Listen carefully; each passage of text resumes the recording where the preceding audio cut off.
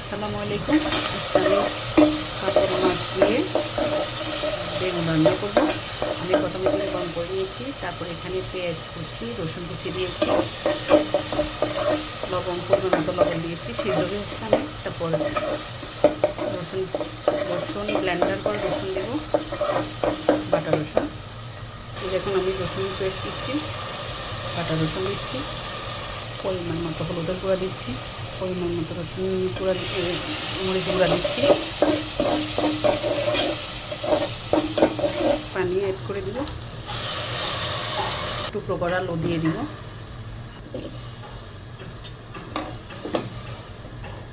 কাতল মাছ দিচ্ছি, মাছগুলো কষিয়ে আসলে উঠিয়ে ফেলবো, তারপর আমি বেগুন দিব। আমি এখানে অনেকক্ষণ মাখিয়ে রেখেছি গরুর মাংস। এখন আমি গরুর মাংস বসিয়ে দিচ্ছি। আজকে আমাদের গরুর মাংস আর বেগুন দিয়ে কাতল মাছ রান্না। মশলাটা কষে আসলো, এখন আমি বেগুনগুলো দিয়ে দিব।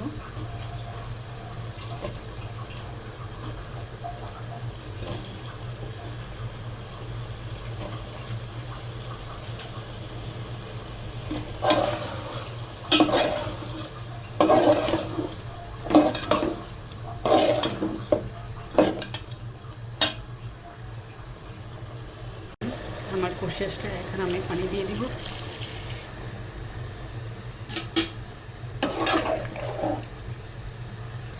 উঠিয়ে রাখা কষানো মাছগুলো দিয়ে দিব, উপর দিয়ে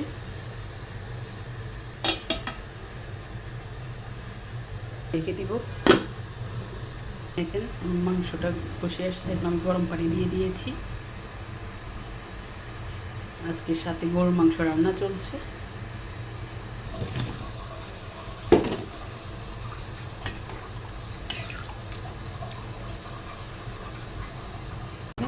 আমার কাতল মাছ দিয়ে বেগুনের রান্না কমপ্লিট।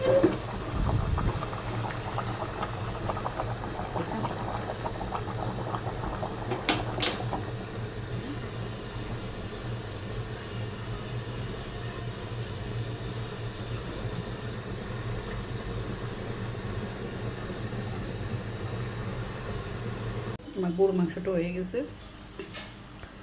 সবাই ভালো থাকবেন। আল্লাহ হাফিজ।